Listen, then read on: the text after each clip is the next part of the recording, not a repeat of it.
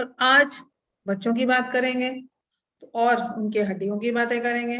तो हमारे पास में सुपर स्पेशलिस्ट डॉक्टर्स हैं जो इसके विषय में अपनी राय देंगे। डॉक्टर गौरव गुप्ता, डॉक्टर यशवीर सिंह और हमारे फाउंडर डॉक्टर पंकज। आइए आपको मिलवाते हैं डॉक्टर गौरव गुप्ता से। He is a fellow orthopedic surgeon from Delhi. He did his master's in orthopedics from Government Medical College, Amritsar. He has gathered vast amount of experience from India and abroad in various musculoskeletal ailments and children and adolescents. Dedicated his time and energy to obtaining knowledge in the orthopedics field. He was with Dr. Manoj Shah in Ahmedabad. He went to Japan to master himself in hip dysplasia, skeletal dysplasia, 3D get analysis, and complex limb deformities using ring fixoritis. ये सारी चीजें doctor साहब को इससे explanation हम मांगेंगे कि ये तो बड़े बड़े टर्म्स लग रहे हैं। He has went to Boston children's hospital, क्योंकि वहां का एक्सपीरियंस भी बहुत सारा आपकी नॉलेज में जुड़ चुका है, जिसका की फायदा आज हमारे व्यूअर्स को मिलने वाला है। Boston children's hospital, Harvard university, USA, for further training in hip preservation and pediatric upper limb disorders under Dr. Michael Mills, Dr. Yong Jo Kim, Dr. Peter Waters, and Dr. Donald Way. He has more than 15 publications in national and international journals. And one thing more which I would like to add कि एक simple से phone calls पे sir ने कहा कि मैं time manage करूंगा। आपकी आउटडोर क्लिनिक्स भी थी, ओपीडीज थे, रेगुलर पेशेंट्स थे, but I am very thankful personally as well from CME कि आपने वो समय निकाला और इतने इंपॉर्टेंट इशू पे आज परिचर्चा के लिए आप हमारे साथ जुड़ गए हैं। Most welcome sir. और हमारे दूसरे एक्सपर्ट्स हमारे अपने शहर लखनऊ से हैं, doctor Yashveer Singh, MBBS GNB PMR. और आप जिन मुद्दों की चर्चा आज करेंगे उनमें से बहुत सारे मुद्दे और बहुत सारी चर्चा तो हमें पता ही नहीं है। राज खोलते हैं आगे चल के। Is assistant professor department of physical medicine and rehabilitation, Lucknow medical college and hospital, जो लखनऊ का एक जहाँ हमारा हॉस्पिटल है, मेडिकल कॉलेज है और बहुत पुराना है। He is visiting consultant, Tender Palm Hospital and Vega Hospital, Lucknow. और आप बच्चों के अस्थि रोग से संबंधित चीजों में जो भी आप थेरेपीज देते हैं उसकी भी बात करेंगे। और हमारे बहुत सारे ऐसे बच्चे हैं जो थोड़े सफरर हैं, जिनकी किसी ना किसी तरह की डेवलपमेंटल इश्यूज होते हैं, न्यूरोलॉजिकल इश्यूज होते हैं, बोन रिलेटेड इश्यूज होते हैं, वहां पर आपका बहुत इंपॉर्टेंट रोल आता है। सो आप पेरेंट्स के लिए बहुत बड़ी गाइडलाइन है। सर आपका बहुत बहुत स्वागत है। आइए मिलते हैं अपने फाउंडर डॉक्टर पंकज कुमार श्रीवास्तव से। He is very senior cardiac surgeon MSMCH and currently working as a medical director and senior consultant cardiac surgery at Divine Heart and Multi-Specialty Hospital, जो कि लखनऊ की एक पहचान है, since September 13. Before that he was working in Kerala and Karnataka as well. He started Docs.me near me, जिसका कि mission है कि हम दूर दूर तक उन मरीजों तक पहुंचे जहां तक में स्पेशलिस्ट या सुपर स्पेशलिस्ट नहीं पहुंच पा रहे हैं, जहां पर हेल्थ से संबंधित एजुकेशन की भी बहुत आवश्यकता है। और इसके लिए कोरोना टाइम से हम ई क्लिनिक के थ्रू बहुत सारे लोगों तक पहुंचने का प्रयास कर रहे हैं। Is also founder and president of जेनेस initiative, which is a social organization which is working for providing health care in rural and inaccessible areas of India. जैसे कि कोरोना काल में हमने 5 लाख से ऊपर मास्क बांटे। मास्क बांटने के साथ साथ में वो एक मुहिम चली इंडिया, और मास्क की इम्पोर्टेंस के लिए भी लोगों को एजुकेट करना उसका मुद्दा था। साथ साथ में कुछ हमारे और इश्यूज होते हैं, स्कूल हेल्थ चेकअप प्रोग्राम्स होते हैं, स्कॉलरशिप्स हैं, वो सारे सोशल एक्टिविटीज चल रही हैं, और हाइजीन की डिस्ट्रीब्यूशन भी उसका एक इम्पोर्टेंट पार्ट है। He has conducted various health awareness programs and free camps for poor patients. For that he has received Servant of the Poor Award from Confederation of NGO Rural India. Doctor Pankaj कहीं व्यस्त होंगे तो अभी हम लोगों को बीच में ज्वाइन करेंगे। इस तरह से हमारे पैनलिस्ट हैं आज के, and I am practicing as psychologist and community psychologist. और बहुत सारा मेरा एक्सपीरियंस जो है वो बच्चों से ही जुड़ा हुआ है, डोसेंट से जुड़ा हुआ है, being CBSE resource person and scholar.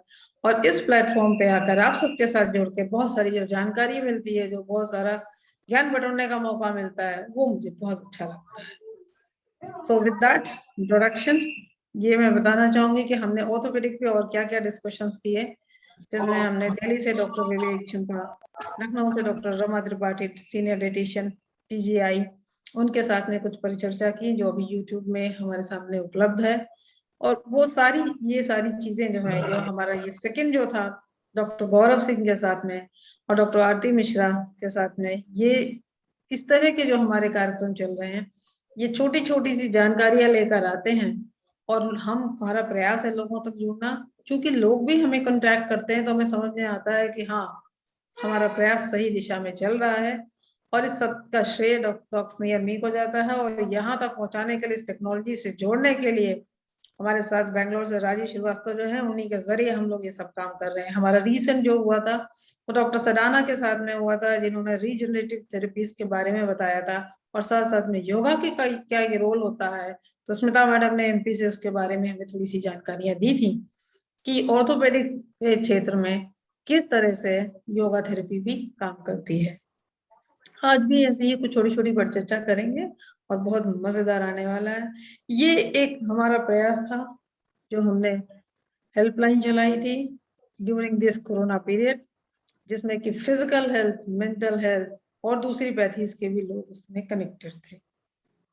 हाँ, हमने प्रयास किया और हमें लगता है कि हम थोड़े सफल भी हुए हैं, और बहुत लोगों तक हमने वो जानकारियां पहुंचाई हैं जो उनको कोरोना टाइम के लिए बहुत जरूरी थी। यहाँ तक कि कोई किसी को एडमिशन चाहिए या किसी को अगर ब्लड चाहिए तो उसकी दिशा में भी थोड़े वॉलंटियर्स ने काम किया था। तो ये सब कुछ मिला के छोटे प्रयास हैं जो हेल्थ, हाइजीन, एजुकेशन के फील्ड में डॉक्सनियर में जेनेस इनिशिएटिव करते चल रहे हैं। और जिस तरह से हमसे सब लोग जुड़ते जा रहे हैं लाइक माइंडेड पीपल, तो ये कारवां यूं ही चलता रहेगा। और अब जब कोरोना हमसे को हम हरा रहे हैं, तो बहुत जल्दी हमारे ऑफलाइन प्रोग्राम भी शुरू हो जाएंगे, ऐसी हमको पूरी आशा है और उम्मीद है। सो आज के इस कार्यक्रम की शुरुआत, और सबको बाल दिवस की शुभकामनाएं। हाँ, हमारे अंदर भी एक बच्चा छुपा हुआ, उसको भी बाल दिवस की शुभकामनाएं।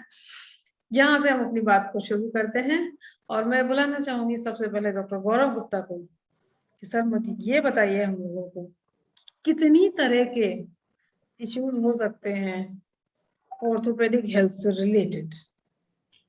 नमस्कार। क्या क्या मेजर इश्यूज आते हैं या किस तरह के मरीज आते हैं, क्या होते हैं, कुछ इस पे प्रकाश डालिए। आई होप मेरी आवाज़ आप सबको सुनाई दे रही है। यस, जी। वेरी तो क्लियर। जब मैंने पीडियाट्रिक ऑर्थोपेडिक्स को जब मैं जान रहा था, जब मेरा इंट्रोडक्शन हुआ, तो मुझे ऐसा लगता था कि बच्चों में बहुत ज़्यादा प्रॉब्लम्स होती नहीं है मस्कुलोस्केलेटल, मेनली या तो कोई फ्रैक्चर्स वगैरह हो गए, या फिर और एक एक मानना ये होता था कि भाई ज़्यादातर जो होती हैं प्रॉब्लम्स वो समय के साथ अपने आप ठीक हो जाती हैं। और ऐसा ही बहुत सारे पेशेंट्स और बहुत सारे डॉक्टर्स का मानना होता है कि बच्चों की प्रॉब्लम समय के साथ अपने आप ठीक हो जाती हैं। लेकिन जैसे जैसे मैं डेप्थ में जाता गया और चीज़ों को देखने लगा, ऑब्जर्व करने लगा, और लोगों के रिजल्ट्स और ट्रेनिंग में देखने लगा, तो मुझे पता चला कि ये एक बहुत बड़ी मिथ है कि चीज़ें अपने आप ठीक हो जाती हैं बच्चों में, और बच्चों में प्रॉब्लम्स कम हैं। अगर हम बात करें तो 30% ऑर्थोपेडिक प्रॉब्लम्स बच्चों में मिलती हैं, और 30% एक बहुत बड़ा नंबर है अगर हम इससे डेफिनेटली। इससे रिलेटेड डॉक्टर्स की बात करें। क्योंकि अगर मैं दिल्ली एनसीआर की बात करूं तो यहाँ 10 से कम डेडिकेटेड पीडियाट्रिक ऑर्थोपेडिक सर्जन हैं, जबकि दिल्ली की पॉपुलेशन 2 करोड़ है। तो पीडियाट्रिक ऑर्थोपेडिक्स बहुत ही कम लोग परस्यू कर रहे हैं। I don't know why. Problems की अगर बात करें तो 5-6 मेजर कैटेगरीज में बांटा जा सकता है। सबसे पहले जन्मजात या कॉन्जेनाइटल इश्यूज, जिसमें जन्म से ही बच्चों के हाथ या पैर टेढ़े हैं या स्पाइन टेढ़ी है। उसके बाद आते हैं डेवलपमेंटल इश्यूज, जिसके अंदर पैरों का टेढ़ापन प्रोग्रेसिवली बढ़ रहा है, जीनू वारम, जीनू वाल्गम, घुटनों का मुड़ना, बोइंग होना, नॉक नीज होना, जिनको हम अपनी नॉर्मल भाषा में बोलते हैं। उसके बाद आते हैं बायोमैकेनिकल या केमिकल रिलेटेड इश्यूज जैसे कि रिकेट्स हो गया, ऑस्टियोपोरोसिस नहीं कहेंगे बच्चों में, ऑस्टियोमलेशिया। फिर हो गए आपके और डिसऑर्डर जैसे ऑस्टियोजेनेसिस इम्परफेक्टा हो गया, बोन की क्वालिटी खराब है, कोलाजन डेवलपमेंट नहीं हुई प्रॉपरली, जेनेटिक इश्यूज हो गए। फिर हो गए ऑस्टियोपेट्रोसिस, बोन है तो बहुत देखने में थिक लेकिन बहुत ही वीक है, मार्बल लाइक बोन है।